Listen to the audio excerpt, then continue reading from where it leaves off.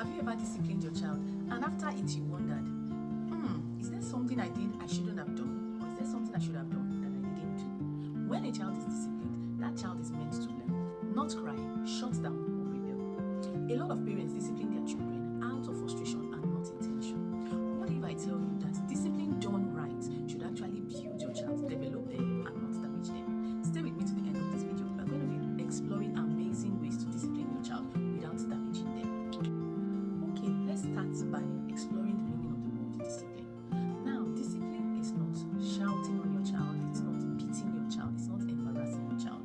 Discipline is gotten from the word discipline, which means to train, to teach, and to guide your child to make the right choices. So as a parent, if your method of discipline falls short of all of this definition, it then means that you need to review how you discipline your child.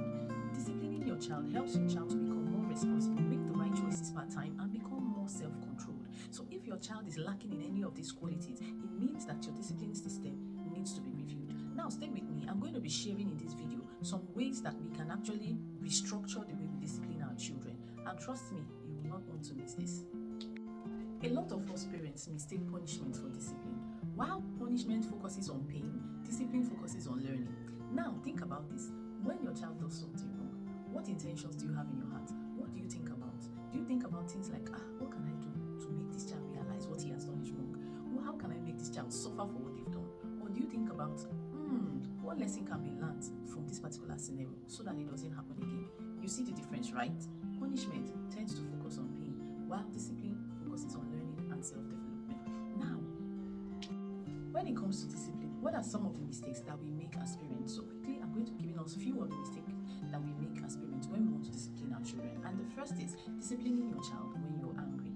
The truth is that when you're angry, you're reacting and you're not responsive. And once a child perceives fear, they shut down.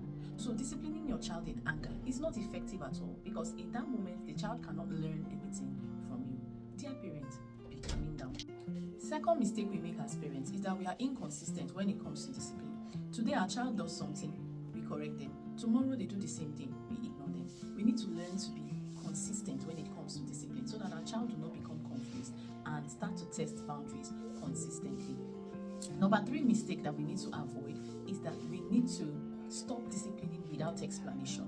A lot of children need to understand where that discipline is coming from. Sometimes they are confused. They don't even know why they get disciplined. They don't know why they get corrected, right? So rather than just dishing out commands as a way of discipline, you can also explain to your child, okay, this is what you did and this is the consequence for what you have done, right? Give some explanation, especially if you have older children. Number 4, we're going to talk about public discipline. Disciplining your child in public. See, nobody wants to be humiliated, even your children, right? So correcting them in public, what does this do to them? It actually reduces their self-confidence and trust in you, right? Any discipline that humiliates a child does not correct that child, it hardens that child. Dear parents, calm down. Discipline is not an emergency. You can take time to discipline your child later. It mustn't be done on the spot.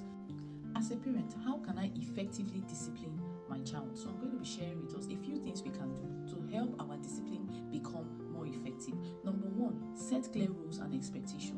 And if you have older children, preteen, teenagers, let them be part of the rule setting. And this helps to hold them more accountable. So let your child know what is expected. Let them know that if they do this, this is going to be the consequence, right? Make it known. One thing I see a lot is that a lot of parents wait for this misbehavior to happen before they start to discipline their children. No, this makes your discipline inconsistent. So having rules and expectations for your children when they cross the line would help to hold them more accountable. Number 2, I'm going to share is that we must match the consequences with the action. So any consequence you're giving your child as a form of discipline must match the action that was taken. For example, your child finished playing with their toys and rather than packing them up, they leave them littering all over the place. So you can say, after your playtime, you did not pack your toys. So you're not going to play with these toys for 1 day or 2 days, depending on how the situation is. For example, you have limited screen time in your home and your children exceed the screen time. What you can do is to reduce the screen time. So have consequences that matches the action as a form of discipline. Number 3 I'm going to share is that you must be able to separate your child from the behavior. And this is called constructive criticism. So when you talk to your child about something that has happened, ensure you are not naming that child after what they did. Ensure that you are naming the behavior and separating the identity of what this does is that it builds your child's confidence, and it still helps them to see that, oh, this is not who I am. It means I can still improve. So please, dear parents, when you discipline your child, do not name them, oh, you are a bad boy. No, you say what you did was wrong rather than you are a bad boy, right? Separate the action from the child. Separate the behavior from the child. Number 4, always end your discipline with affirmation. Yes, you heard me right. End your discipline with affirmation, because the truth is that your child misbehaved, but it doesn't, throw away the fact that that child still has some strength, still has some, commendable character in them. So don't crucify them because they misbehaved. Always remind them that they are loved. Always remind them that you love them, even if this is what they have done, right? So affirm your child. Your child should feel empowered after being disciplined, and not, forsaken or sad, or depressed or withdrawn, right? So always learn to affirm your child. And I would like to say this also, affirming your child with their love language. For example, if your child is someone that loves kind words, affirm them with a kind word. If they love hugs, give them a hug after disciplining them, right? Discipline doesn't have to be harsh and brutal. It can be calm, kind, and loving, right? I hope these tips help. And if you've gotten any value at all from this video, don't forget to comment, like, and share. I'll see you in my next video. Bye.